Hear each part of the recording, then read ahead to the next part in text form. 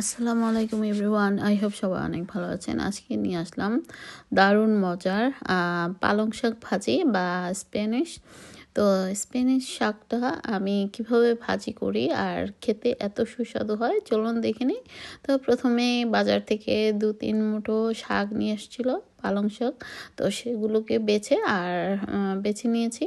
তো আমাদের তো সবটুকু লাগবে না একদিনে, তো যতটুকু লাগবে ঠিক ততটুকুই আমি আজকে ভাজি করব, খুব কম করে, মানে 3 আটির হাফ করে নিয়েছি।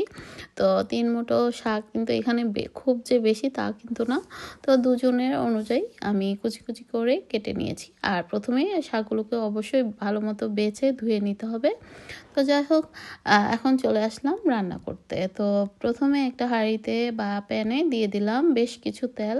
তার মধ্যে দিয়ে দিলাম বেশ কিছু পেঁয়াজ কুচি আর রসুন কুচি, সঙ্গে কাঁচামরিচও অ্যাড করেছি, আর সামান্য একটু লবণ, এবং দিয়ে দিলাম হলুদ গুঁড়ো। আর এই হলুদ গুঁড়োটার কারণেই কিন্তু এই শাকটা খেতে অসাধারণ লাগবে, আর শাকের কালারটাও খুব সুন্দর থাকবে। একদম কোয়ার্টার স্পুনেরও কম করে আমি এখানে হলুদ গুঁড়ো ব্যবহার করেছি। আপনারা চাইলে স্কিপ করতে পারেন। অনেকে একদম শাকের যে মানে মানে শাকটা যেরকম সেরকমই রাখতে চান, তো একটু হলুদ দিয়ে দেখবেন যে এতটাই সুন্দর হয় আর খেতেও খুবই সুস্বাদু হয়। এটা আমি আগে দিতাম না, আমিও একজনের রেসিপি দেখেই শিখে তারপর করেছি। মানে এটা হচ্ছে কলকাতার এক ভিলেজ ফুড থেকে দেখে আমি শিখেছি। তো আপনারা চাইলে অ্যাড করতে পারেন। তো খুবই কম দিয়েছি, দেখেই হয়তো বা বুঝতে পারছেন, বোঝা যাচ্ছে না যে আমি হলুদ গুঁড়োটা অ্যাড করেছি। তো এভাবে একবার হলো বাসায় খেয়ে দেখবেন, আই হোপ ভালো লাগবে। আর এই শাক ভাজিটা খেতে খুবই সুস্বাদু হয়, মানে আমার হাজব্যান্ডের খুবই পছন্দ আমার এই হাতের এভাবে শাক ভাজিটা।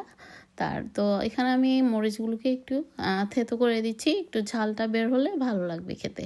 চাইলে আপনারা আলাদাভাবেও কিন্তু কাঁচামরিচ খেতে পারেন ভাতের সঙ্গে। তো এই তো, আর এই শাক ভাজিটা খুব বেশি যে ঢেকে রান্না করতে হবে তা কিন্তু না, একবার শুধু ঢেকে দিয়েছি, আর কমে কতটুকু হয়ে গিয়েছে দেখতেই পাচ্ছেন। তো পেঁয়াজের পরিমাণটা একটু বেশি দিলে দেখবেন খেতেও ভালো লাগে, একটু মিষ্টি মিষ্টি ভাব। তো এই তো বেশ কিছুক্ষণ নাড়াচাড়া করে পানিটা শুকিয়ে আসলে দারুণ মজার পালং শাক ভাজি। তো কেমন লাগলো? তো অবশ্যই কমেন্টস করে জানাবেন। আল্লাহ হাফেজ।